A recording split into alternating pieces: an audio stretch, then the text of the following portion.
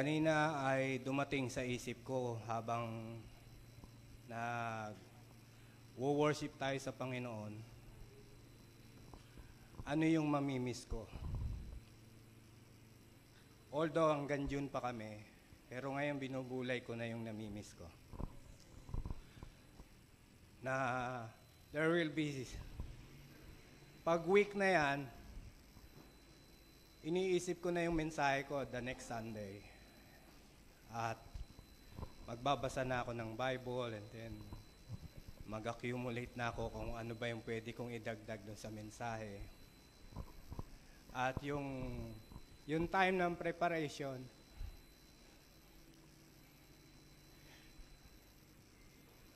yun yung pinaka malalim na joy na meron ako. Pero pag magre-retire na, yun yung mamimiss ko. Na wala na magpe-pressure sa akin na mag-prepare ka na ng mensahe.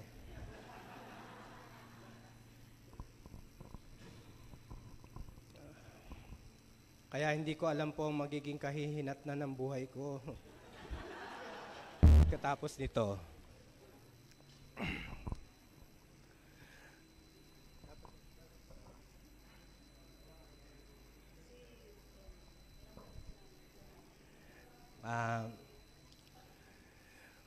Sana hindi ko makalimutan yung pasasalamatan ko. All of the above na lang kaya. Pasasalamatan ko yung nanay ko.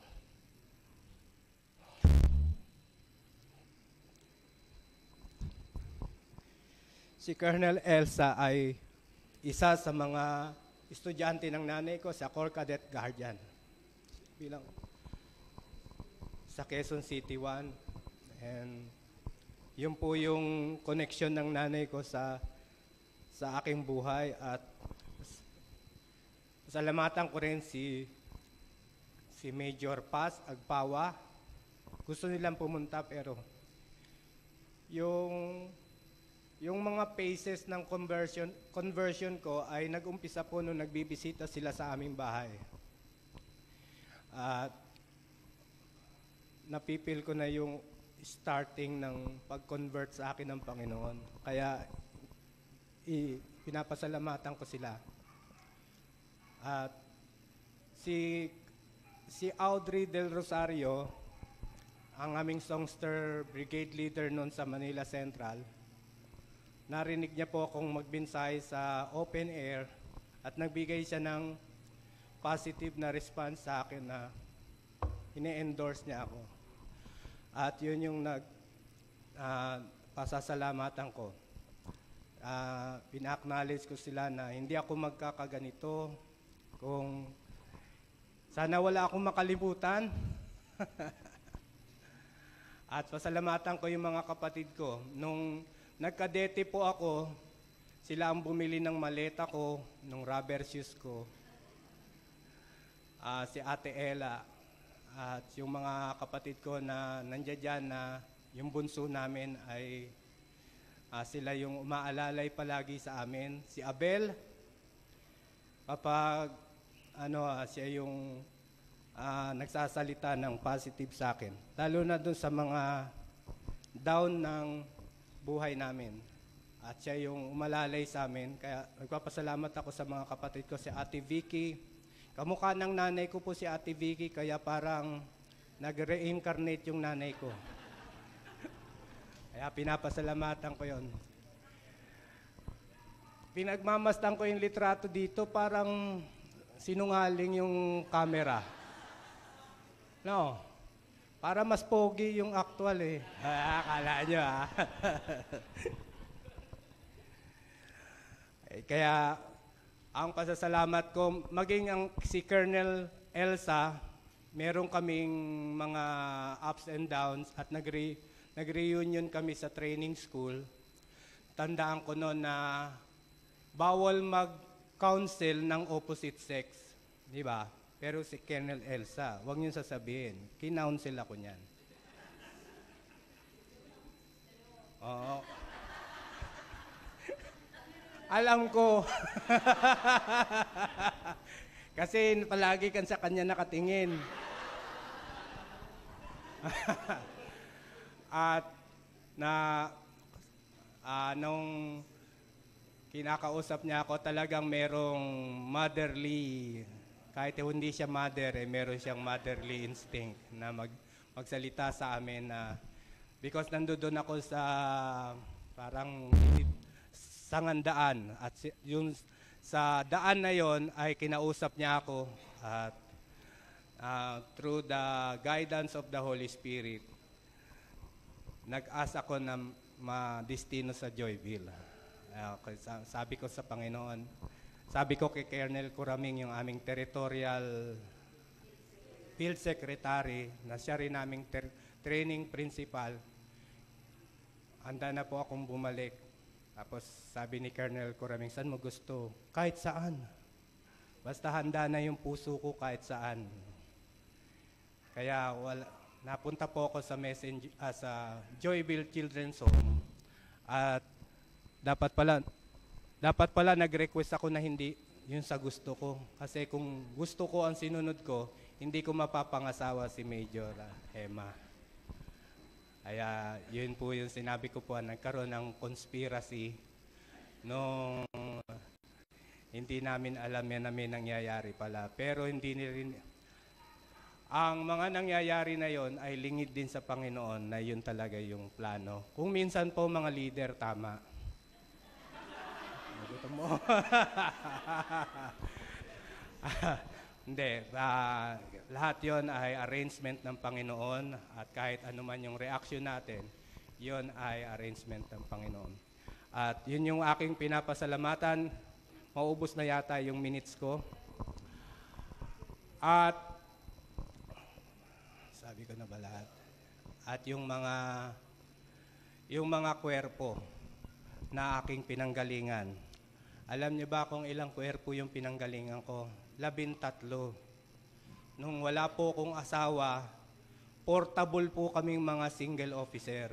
Kaya hugot dito, hugot doon. Kaya madalas po kong hugutin sa assistant ako ni Bert Lapera doon sa Libby. Hinugot ako, dinala sa Davao. Assistant ulit.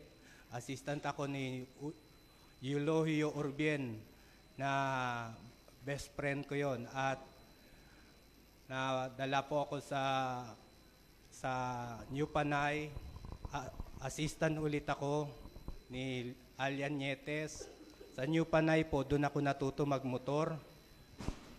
Alam niyo po ba yung paakyat doon? Rough road pa yon at merong kanal yung gitna ng kalsada. Dapat pipinahan mo yung kanal na yon. Kaya nung nag-aaral kami magmotor, angkas ko si Nietes, natumba kami. Tapos sabi niya, gusto niyang agawin yung motor sa akin. Hindi ako pumayag. Paano ako matututo? Kaya doon ako natuto magmotor. At sa mga 7 years po na single ako po yung world record holder ng matagal na single. Noon yon. Ngayon, parang 4 na yata na doble yung 7 na yon ay wala pang, iba na po nakahawak yon.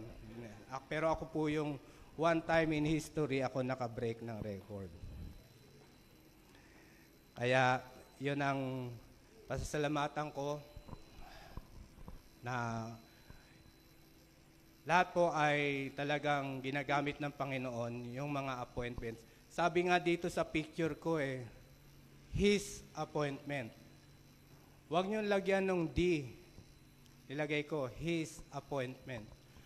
At yun ang aking pinapasalamatan sa Panginoon. Tapos na po yung pagpapasalamat ko, mag-pray tayo. Ama, nagpapasalamat po kami sa iyo because we can call you Father. Make us sincere, Lord, more, na maging malambing kami sa pagtawag sa iyo ng Ama. Hindi ka tatawagin na, what's the use of calling you Emmanuel kung hindi ka namin kasama ngayon? We honor you we exalt your name at alam namin na you will never leave us nor abandon us, and you are always with us, na hindi mo kami iiwanan, na hindi ka namin katabi. Kahit na po sa retirement years namin ay totoo pa rin ang mga salita na ito. Pinupuri ka namin, Panginoon, at pinapasalamatan sa pangalan ni Jesus. Amen. Nung kadete po kami, nabanggit po ni Colonel Elsa na kami ang pinakamaraming kadete na nagsipasok. Kaya doon po sa aming training school, nagbabanggaan po kami palagi. Sama-sama kami doon. Palaging traffic po doon sa aming training school kasi kami yung pinakamarami. At kapag pumupunta po kami ng specialing sa mga kwerpo, ang uniform namin, whole white na hanggang na long sleeve, tapos may kurbata, white din yung pantalon, buti hindi white yung sapatos. White lang, black yung sapatos namin. May sombrero pa. May sombrero pa, tapos kapag pumupunta kami sa kwerpo, ang sabi ng mga, kasi ang dami namin, ang sabi ng officer doon na pinupuntahan namin at ini-introduce kami, ito na po ang icing of the cake. Kami daw yung icing of the cake. Kami daw. Alam niyo po yung cake, pwedeng tumayo mag-isa kahit walang icing.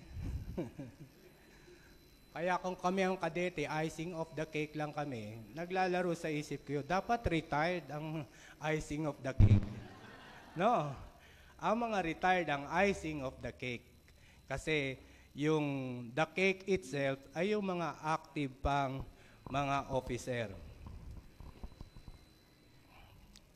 Merong magaling sa karera ng sasakyan. Pagkatapos niyang tumakbo ng mga maraming lap at last lap niya na,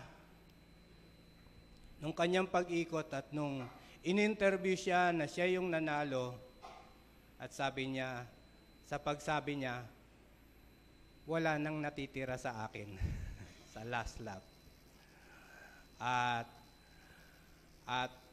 parang yun din yung nat-feel ko kasi nabuga ko na lahat yung aking pag-o-officer.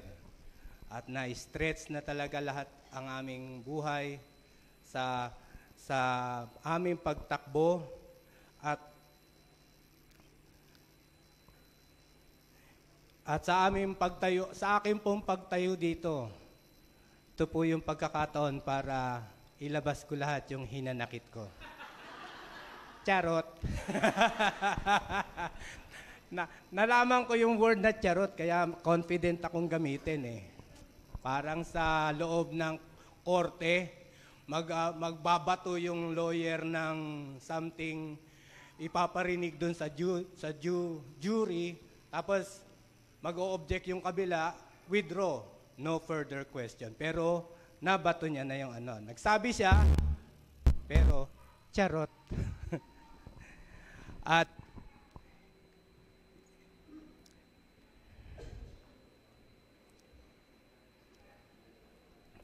kilala po ako ng 4 na B. Bible, basketball, brass band, bike. May panlima na ngayon kasi tumatanda na yung aking katawan. Ano kaya yung iniwanan ko na yung basketball? Kasi iba na yung katawan ko. Ano na yung, nung naglaro kami sa Pahanokkoy, sabi sa akin ng CSM, Major, laya ka na. Alam niyo ba sa Ilonggo yun, yung Tagalog noon? Lanta ka ng gulay. Laya, Okay. Kaya, yun ang sinasabi sa akin, meron akong nabago na boxing. Yan. Kaya marunong po akong mag-straight. Kaya ko po yung hook. Kaya ko po yung uppercut. Gusto nyo po ng combination, straight, hook, uppercut. Okay. Yung 1-2, natuto po ako yung mag-isa lang kasi minsan sinama ako ni Raben na punta tayo sa gym. Kaya nag-aral po ako ng gusto ko boxing. At ako ay, yan po ang aking palaging pinapasalamatan at yan po nyo ako makikilala. Meron lang po akong 3 na salita na tinanong ko yung sarili ko, ano yung gusto mong sabihin sa mga tao? Kung ito na yung huling tayo mo. Meron lang po akong 3. Stewardship. Yan po ang sinabi sa Matthew 25 verse 14.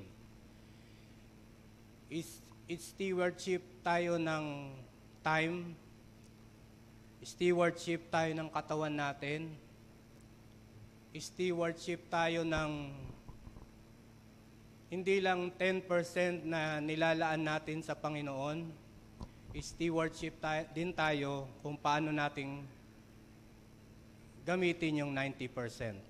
Huwag tayong magsabi na okay na, nagbigay na ako ng 10%, pero mananagot pa rin tayo doon sa 90% kung paano natin ginastos yon. At stewardship. At doon sa parable of the talent, merong 5-2-1 na number doon. Yung isa binigyan ng 5, yung isa binigyan ng 2, at yung isa ay binigyan ng 1. At doon sa pinakita ng matapat doon, na yung 5 naging doble, nagkaroon siya ng another addition ng 5 more talents. At yung pagiging tapat niya, sabi niya doon, enter into my joy. Kaya the more na pinuprove natin na tayo ay mabuting katiwala, sila yung mga tao na pinakamasaya. At dala-dala nila yung joy ng Panginoon.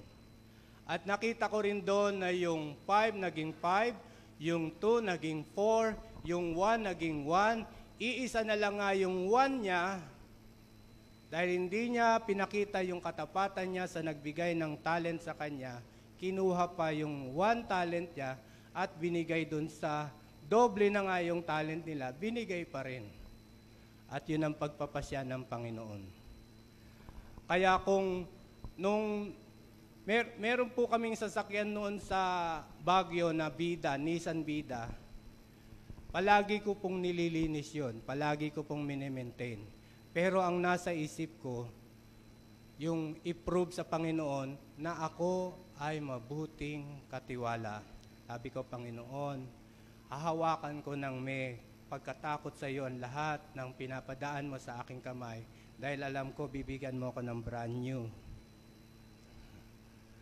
Kaya, yun po yung palaging iniisip ko. At ngayon po, alam nyo ba, marunong na akong magtanggal ng mga lagutok sa ilalim ng sasakyan, yung kalampag. Kaya kung may kalampag yung mga sasakyan nyo, kaya kong tanggalin yung kalampag ng ilalim. Yung misis nyo, may kalampag. Kaya, dinaragdagan ng Panginoon yung nalalaman ko. At yung latest na tuwan-tuwa ako, natuwan-tuwa din si CSM namin dito sa San Jose, marunong na po kaming mag-set up ng solar. Yan. Kaya isipin nyo, ano yung pagkakaabalan mo, Major?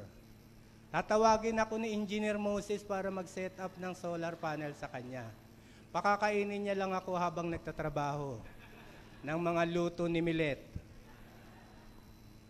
Yun lang po. Kaya yun yung sasabihin ko po sa inyo, pag meron pong pinadaan ng Panginoon, hindi sa inyo yan.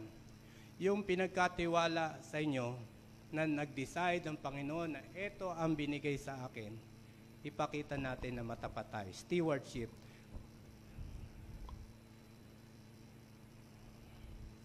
At pangalawa, yung grace. Grace.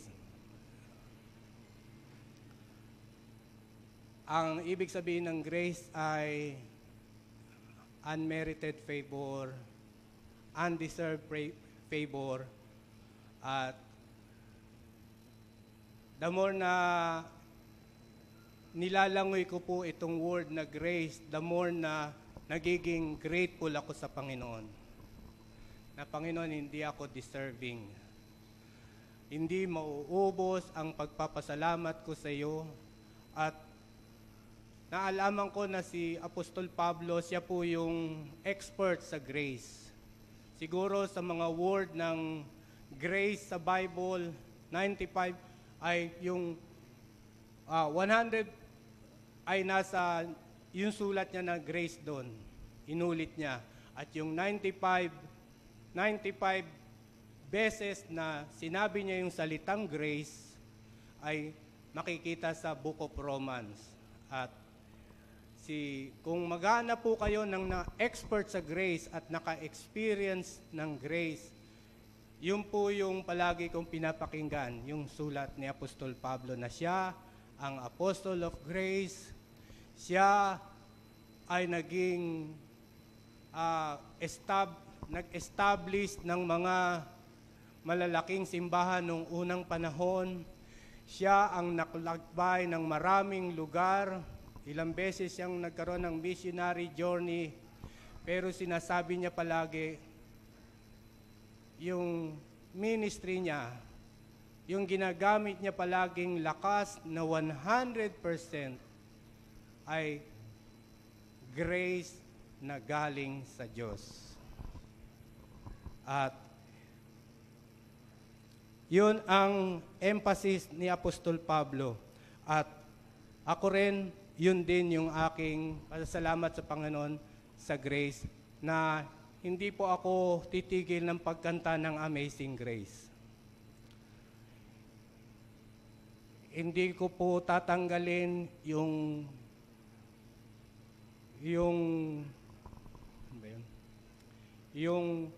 feeling na naa-amaze pa rin palagi sa Panginoon. Winarningan kami ng TC namin noon na si Commissioner Earl Maxwell, do not lose that sense of wonder ng grace ng Panginoon sa inyo. Kaya naalala ko pa rin yun na si Commissioner Maxwell, nakasama namin sa training school, nakasama namin in Sunday Spiritual Days. Kaya yun yung nararamdam na hanggang ngayon hindi ko pa rin nakakalimutan. Ako lang po yung may cassette tape noon na nagre-record ng lahat ng mga mensahe. Kasawiang palad, yung kapatid ni Major Emma, binaha yung mga cassette. Kaya nawala po yun. At huwag nating alisin yung sense of wonder. Kahit po tumatanda tayo, huwag nating aalisin yung pagkamangha na palagi pa rin tayong manggilalas sa Panginoon na tayo ay nagpapasalamat na sa mga bagay na inaalaw niya na maranasan natin. At ang pinakahuli lang ay ang paborito ko pong attribute ng Panginoon. Attribute ba tawag dito? Sovereign. Kung gusto kong ipakilala ang Diyos, yun ang maraming boto na sasabihin ko na ang ating Panginoon Diyos ay sovereign. At ang paboritong parirala ni Apostol Paul ay all things. And we know that all things work together for good to them who are called to them, to those who love God. Yung salitang all things, pinaparallel ko rin po yan sa doctrine number 2 natin, na ito rin yung attribute na binabanggit sa governor of all things. Kaya, ang sabi ni Pablo, I can do all things. Paborito niya yan. Sabi niya, in all things are lawful.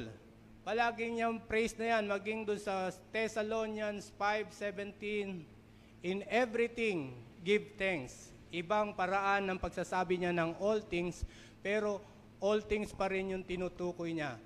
Ang Panginoon ang nagkokontrol ng lahat ng mga pangyayari sa ayaw natin at sa gusto. Siya ang nag-a-arrange ng lahat ng mga pangyayari sa aking buhay. Kung ano man yung nakaraan ko, alam ko, all things work together. Siya nag-orchestrate lahat ng mga nangyari sa buhay ko. Na, ano ba yung nanggigigil ka dahil hindi mo makuha yung gusto mo? Ano man Tagalog doon?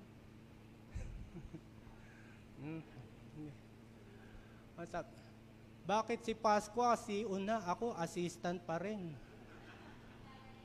Tapos pinakabata namin si Lieutenant Pasqua, ako CO pa rin. Assistant pa rin ako ni Bert Lapera.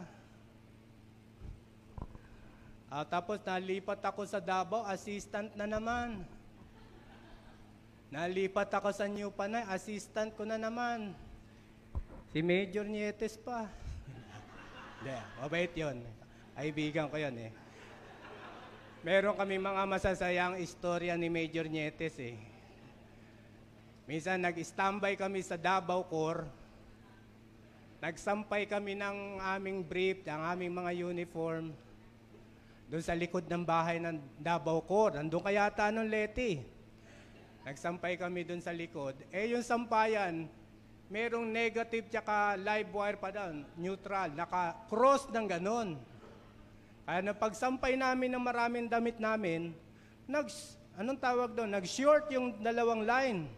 Kaya uminit yung line. Pagising namin sa umaga, nasa lapag na yung aming kalahati na yung uniform na isa.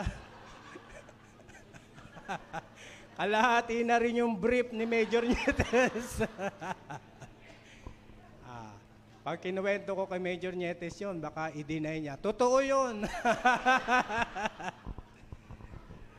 At siya ang nag-a-arrange ng lahat ng bagay. At alam niyo ba, para hindi kayo mainip o hindi kayo ma-bored, isipin niyo yung sovereignty ng Panginoon.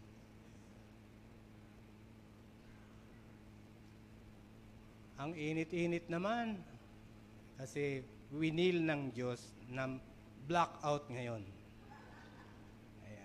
Kasama sa plano niya yun na blackout, titignan ko nga kung mairita tong mga tao na to. Pag hindi tayo nairita, pasado tayo dahil ang ating Panginoon Diyos, siya yung nag-a-arrange ng lahat ng bagay at hindi siya nagkakamali kailanman. Hindi nasasayang. Ito rin yung palagi rin binabanggit ng TC natin. Lahat ng segundo natin, hindi nasasayang kapag ang Diyos natin ang namamahala, nag-govern ng lahat ng ating mga buhay. Amen. And all things will work out for good. Kaya para sa kabutihan natin at imagine natin yung kinokontrol ng Diyos na ang ating katawan, yung cells ng katawan natin ay 37 trillions. So, alam niyo ba yon yung katawan natin cells na 37 trillions. Saan ko po nakita yon? I-Google. May na-discover pa ako, mayroon GPT chat. Di ba? O chat GPT. Ano? At nagpapasalamat ako sa tools. Tools lang po yun. Huwag niyong gamitin na yung tools nyo, yun na yung mensahe. Pwede bang yung martilyo, gawin nyo ng mensahe para lang mapukpok nyo yung inyong mga mensahe. At yung 37 trillion cells na yon, kontrolado ng Diyos. Alam niya kung isa doon magkakaroon ng cancer. Alam niya yung cells ng isang internal organs niya ay magkakaroon ng problema. Alam niya yung control niya yon, at yung control ng Panginoon ay maraming sinasakop. Abot ang kanyang control sa solar system natin at yung arrangement ng mga planets. Tapos yung solar system natin, part siya ng isang galaxy. At yung galaxy na yun ay napakalaki, pero yung solar system ay napakaliit. Tapos itong galaxy na ito, ang pangalan ng galaxy na to ay Milky Way. At sabi sa Google, 2 trillion na galaxy dyan sa taas. Dahil sa advancement ng telescope, yun ang makikita. And God controls all those hindi natin makita ng naked eyes natin, maging yung sa loob natin. Kaya walang makakalagpas sa buhay natin na hindi alam ng Diyos. Sabi yan, lahat daw ng dice, sa Proverbs yun, lahat ng dice, kung lalabas yung 7, alam niya yun. Kaya dapat malapit kayo sa Diyos, pagtatayo kayo nung... Hindi, wala yun. Wala yun, baka sumunod nga yung iba. Alam niya lahat. Ang point ko lang po, alam ng Diyos ang lahat. Kaya pag nakakaranas tayo ng something positive, something hindi natin gusto na nagiging bitter tayo dun sa pangyayari na yon, isipin natin, God is in control. Amen? Tapos na po ako. Sabi sa Joshua 1:1, ito po yung hamon. Joshua 1:1. Magbabago na po ang entity ko. Ano ba tawag doon? Identity? O magbabago na yung title ng ranggo ko? Magkakaroon na ng R, close parenthesis? Yun, magbabago na po. Magbabago na po yung katayuan natin. Una-una lang yan. Kala nyo hindi kayo mag-retire. Tatanda din kayo. Di ba? At sabi dito sa Joshua 1:1, nangyari nga pagkamatay ni Moises, yung Moises, nilagyan ko ng dagdag, active officer. Active officer. Yung mga Moses, sila yung active officer. Nangyari nga pagkamatay ni Moises, na lingkod ng Panginoon, na ang Panginoon ay nagsalita kay Josue. Huwag po nating isipin na yung kultura natin, palaging binabanggit yung retirement years o nag-aanda sila ng kanilang mga retirement years, anong gagawin nila sa kanilang retirement years. Ang ating Panginoon, hindi niya po bokabularyo yung retirement. Ang sabi niya dito, nang namatay si Moses, merong pagbabago man yung aming status, pero ang Panginoon ay nagsasalita pa rin. Kaya wala pong mababawas na gagawin ng Diyos sa akin. Hindi po siya less sa aking buhay at hindi pa rin po less yung mga gagawin niya pa sa akin na immeasurable, unimaginable, indescribable na mga unexpected na ibibigay niya sa atin at ganun din sa inyo. Praise the Lord. Salamat at